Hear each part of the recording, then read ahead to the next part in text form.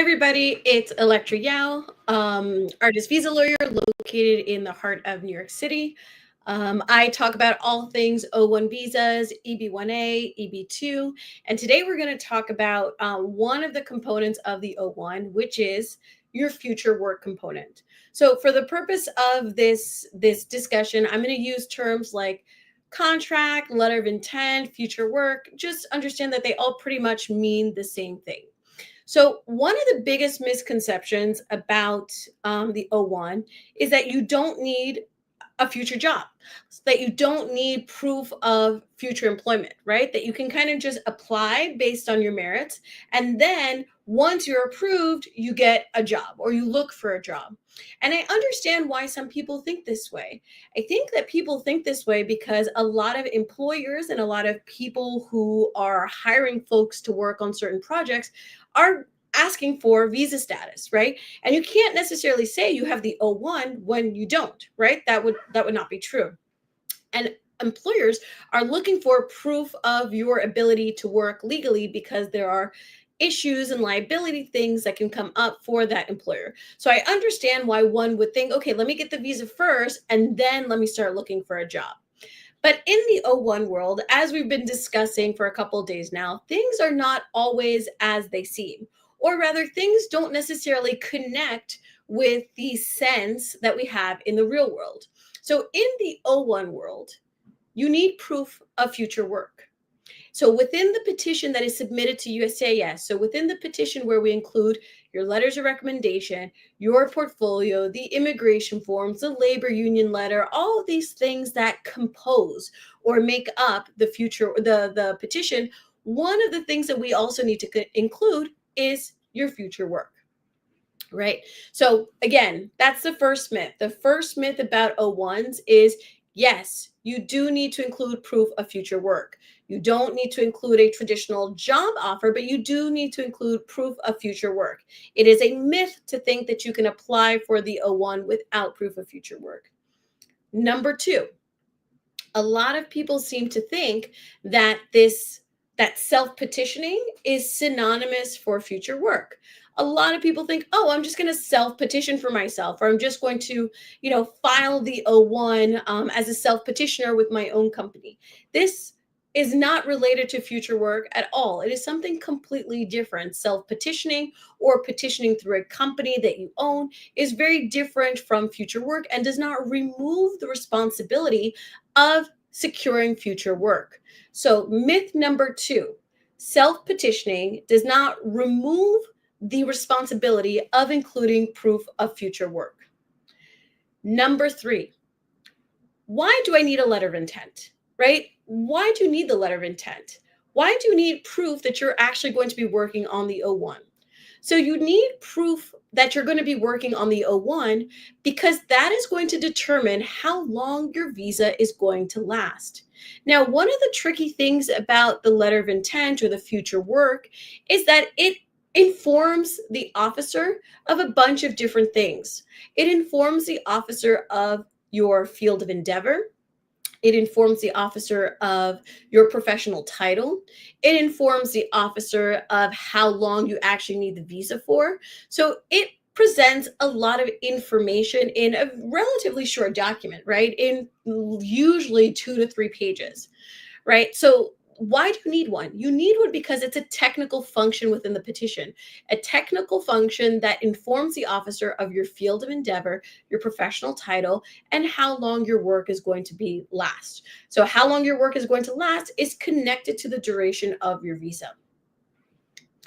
So a letter of intent. What is a letter of intent? A letter of intent is the expression between you and the other party that's going to sign the document, confirming that they intend to work with you in this specified term that's going to happen in the future. There are certain other words to describe a letter of intent. We can call it a contract. We can call it a summary of the terms of the agreement. We can call it a future engagement. But just for the purposes of this video, they're pretty much, like I said at the beginning, synonyms. They mean the same thing. And when I say they mean the same thing, I mean that they're giving USCIS the same sort of information. I still need to include your professional title. I still need to include what you're going to be working on. I still need to include how long you're going to be working on that. So the title, don't get hung up on the title. It's kind of like, lead electrician versus gaffer. I mean, they're two different words, but they literally mean the same thing, right? Lead electrician and gaffer are synonyms, right? Filmmaker and director, pretty much synonyms. So these different terms, don't get scared about these different terms. If you've had a consultation with me, you know that I tend to call these documents contracts just because it helps us communicate and it helps us understand. So just to recap, what is a letter of intent? A letter of intent is a document signed by you and the party that wants to work with you, confirming that you're going to be working with them for a specified amount of time. Why do you need the letter of intent? You need the letter of intent because it provides the basis for the officer's understanding of how long the visa should last. So to illustrate this, if you have a letter of intent that states that you're going to be a gaffer for 6 months, that means that your field of endeavor is film, that your professional title is gaffer, and number 3, the visa is going to last for 6 months. That's all the information. That's a bunch of information that we get from this document. So it's very, very important that you understand the importance of this document, because no matter how strong the petition is with respect to the other components, such as your letters, they're drafted beautifully, portfolio, fabulous. If you do not have proof of future work, if you do not have letters of intent, job offers, contracts, summary of the terms of agreement, whatever it is that you want to call it, there's no petition that can be filed. So it is very important, especially for those that are on OPT, especially for those that are outside of the US, to really think about the importance of networking, to really think about the importance of putting yourself out there, and to really start to talk to people about their desire to work with you. Because again, I cannot file a petition, nor can any other attorney file a petition for an O1 if there's no basis for future work. So now that we have that out of the way, now that we know that this is a necessary requirement, it's not a criterion, it's a requirement, it's a hard requirement. I need to have proof of future work in order to file the petition. Let's talk about what goes into these letters of intent, right? Why are they drafted with, at least in our law firm, with such specificity? Now, the reason why we have to draft them with such specificity is because we need to meet the legal requirements of the document. We need to make sure that the document is legally sound. So there are two things that we mean by legally sound. Number one, the clauses that are included within the document. There are necessary clauses that we cannot remove. And number two, the substantive aspect of the law, which is proving the distinguished nature of the company and the distinguished nature of the productions or the projects, etc. What does this mean? Very often, I will have people tell me, oh, well, my friend can just sign for me, or my friend is going to, my friend has a little company, he or she can just sign for me. That is not what the law is asking for. It's fabulous that your friend wants to collaborate with you. It's fabulous that your friend wants to support your artistry and your creativity. But if your friend's company is not distinguished, a term that is not defined by the law. We talked about this yesterday, different terms that are not described or defined within the law. If that company is not distinguished, it's not going to help you because you're not meeting the distinguished reputation requirement of the future work component.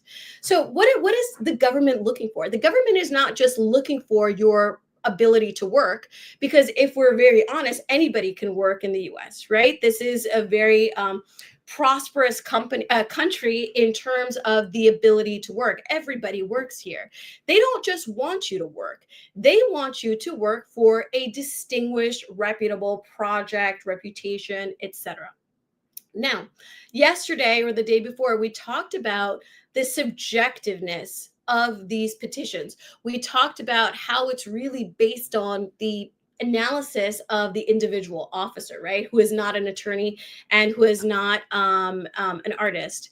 I'm going to put up a comment. Hi, Elektra, currently listening to you at work. Great. I'm so glad that you're listening to us. We are so excited for all of your success, Kenshin, and we hope that we will continue to be a part of your success in the future. So we were saying that what do they want from you? They want you to work for a distinguished company, which we don't even know what the definition of distinguished is because they did not write it within the law. They are looking to make sure that you are working and working at a high level, right? Let's just use the word high to try to, understand and deconstruct these terms. So does that mean that you can't use your friend's company? No. It just means that if your friend's company is not distinguished, then it would be probably poor strategy to utilize that company. Right. At the end of the day, it is always going to be your decision, the client's decision in terms of the construction of the petition. But I think the point of hiring an experienced attorney is so that you get the best legal advice to be able to make the best decision for you and for your future work. Because the O1, just like any work visa, is connected to your livelihood. It's connected to your ability to work. Remember at the beginning of the call, when we were at the beginning of the video, we were talking about your future, your field of endeavor and your professional title. Well, that is solidified within the contract. So if I file you as a performer that is working in theater, that means that is literally what you're allowed to do. You can perform in theater. Does that mean that you can perform in film? Well, if I didn't include film contracts and we don't have a letter from one of the labor unions or the management organizations, you're not going to be allowed to work in film. This is why this aspect of the petition, the letter of intent, the future work, the future engagements, needs to be taken very, very seriously, in the sense that you need to understand that it gives us information on your field.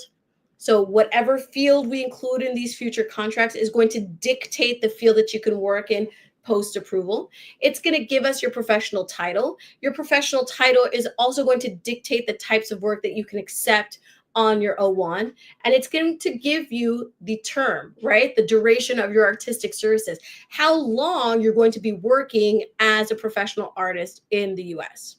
Why do you need a letter of intent? You need a letter of intent because it is the basis for the O1. It serves as a guide to the officer to understand how long they're going to approve you. You might want 3 years, but if the contract submitted only rise to 1 year, you're only going to get a 1-year approval. What makes a letter of intent strategically, legally sound? It is the different clauses that we need to include in the contract to prove the distinguished nature of the organization, if it's an organization that's hiring you, and the projects that you're going to be working on, if you're going to be working on different projects. Is there a requirement for you to work for different companies? No, absolutely not. But in another call, I'm going to talk about the expansive nature of the future work component. You are not limited to traditional types of employment, like, for example, a lawyer who goes to the office at 9 and leaves at 5.